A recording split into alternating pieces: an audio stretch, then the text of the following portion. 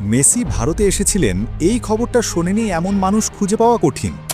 আমরা সবাই জানি ভারত সফরে এসে লিওনেল মেসি শুধু সবার সাথে দেখা করতে আসেনি, তিনি মানুষের হৃদয়ের সঙ্গে সংযোগ করতেও এসেছিলেন। এই সফরে তিনি দেখা করেছেন অসংখ্য তারকার সঙ্গে, কিন্তু সবচেয়ে আলোচিত আর আবেগঘন মুহূর্তটা ছিল শচীন তেন্ডুলকরের সঙ্গে মেসির সাক্ষাৎ। ক্রিকেট আর ফুটবল দুই আলাদা জগতের দুই রাজা, একজন ভারতের অহংকার, আরেকজন পুরো পৃথিবীর ভালোবাসা। যখন এই দুই কিংবদন্তি একসাথে দাঁড়ান তখন সেটা শুধু একটা ছবি নয়, এটা ইতিহাস।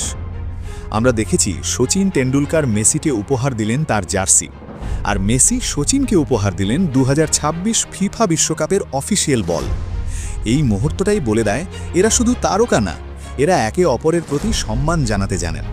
কিন্তু আসল মজার ঘটনাটা ঘটে ঠিক এর পরে। একজন প্রশ্ন করে বসল, এই স্টেডিয়ামে কার ফ্যান ফলোয়ার বেশি? শুনতে সাধারণ প্রশ্ন, কিন্তু উত্তরটা ছিল বিস্ফোরক। প্রথমে বলা হলো শচীন তেন্ডুলকর, সঙ্গে সঙ্গে পুরো স্টেডিয়াম গর্জে উঠল। হাজার হাজার কণ্ঠে একসাথে শচীনের নাম। ভারতের মাটিতে এটা একদম স্বাভাবিক, শচীন মানেই আবেগ, শচীন মানেই ধর্ম। কিন্তু এরপর যখন বলা হলো লিওনেল মেসি, ঠিক তখন যা ঘটল সেটা কেউ কল্পনাও করেনি। মনে হচ্ছিল স্টেডিয়ামটা আরও বেশি কেঁপে উঠল। সবাই গলা ফাটিয়ে মেসির নাম চিৎকার করছে। এক মুহূর্তের জন্য মনে হলো ভারতের মাটিতে কি শচীনের চেয়েও মেসির ফ্যান বেশি? এটাই কি মেসির শক্তি না? দেশ, ভাষা, ধর্ম সব কিছুর ঊর্ধ্বে উঠে মানুষের হৃদয় জয় করা।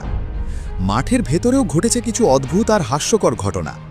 মেসি এক ভারতীয় খেলোয়াড়কে সুন্দর করে পাস দিলেন। প্রথম পাসটা ঠিকই ছিল, কিন্তু এরপর সেই খেলোয়াড় এমন একটা বাজে পাস দিল যেটা দেখে দর্শকদের মাথা ধরার অবস্থা। মেসি দৌড়ে গিয়ে নিজেই বল আনলেন, আবার পাস দিলেন, কিন্তু অবিশ্বাস্যভাবে আবারও সেই খেলোয়াড় একই রকম বাজে পাস। পরে শোনা গেল এই নাকি সেই ক্লাবের সেরা খেলোয়াড়। কিন্তু সত্যি বলতে কি, আমার তো মনে হয় পাড়ার ফুটবলারও ওর চেয়ে ভালো খেলতে পারে। অন্যদিকে মেসি আর লুইস সুয়ারেজ একসাথে কয়েকজন ভারতীয় মেয়ের সঙ্গে ফুটবল খেলছিলেন। সেখানে এক ভারতীয় মেয়ে সুয়ারেজকে ফাঁকি দিয়ে এমন নিখুঁত পাস দিল, সুয়ারেজ নিজেই থমকে গেলেন। তার মুখের ভাব দেখেই বোঝা যাচ্ছিল এই মেয়েটা এত ভালো পাস দিল কিভাবে। এই ঘটনাটা প্রমাণ করে ভারতে প্রতিভার কোনো অভাব নেই, শুধু সুযোগের অভাব। আরেকটা দৃশ্য ছিল একদম সিনেমার মতো। ডি পল হঠাৎ করে নিরাপত্তা কর্মীর কাছ থেকে কাপ নিয়ে পড়া শুরু করলেন। একদম আনন্দ, হাসি, দুষ্টুমি। এই দৃশ্যটা দেখেই বোঝা যায় ডি পল শুধু ভালো খেলোয়াড় না, তিনি একজন ভীষণ মজার মানুষও। সবচেয়ে বিতর্কিত মন্তব্যটা আসে একদম শেষে। পাঞ্জাব ফুটবল ক্লাবের এক ডিরেক্টর বললেন, মেসিকে আনতে যত টাকা খরচ হয়েছে সেই টাকা আমাকে দিলে আমি 10টা মেসি তৈরি করে দিতাম। শুনে সত্যিই হাসি পায়। 10টা মেসি? সত্যি কি এটা সম্ভব? আমার তো মনে হয় না। বরং আমার মনে হয় উনি মেসিকে চেনেন না, মেসির খেলা কখনো মন দিয়ে দেখেননি।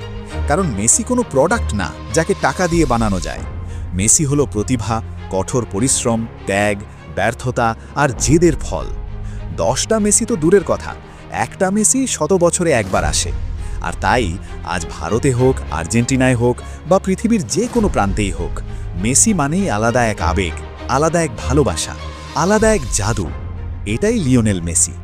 ভিডিও ভালো লাগলে লাইক, শেয়ার ও সাবস্ক্রাইব করতে ভুলবেন না।